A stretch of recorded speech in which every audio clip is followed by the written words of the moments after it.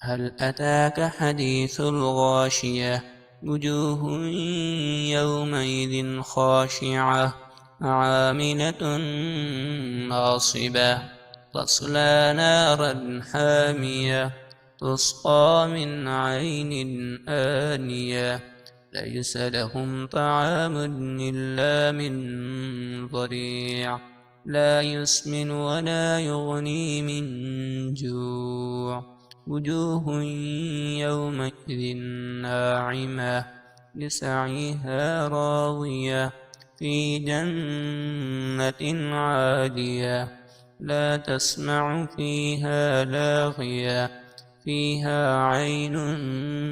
جارية فيها سرر مرفوعة وأكواب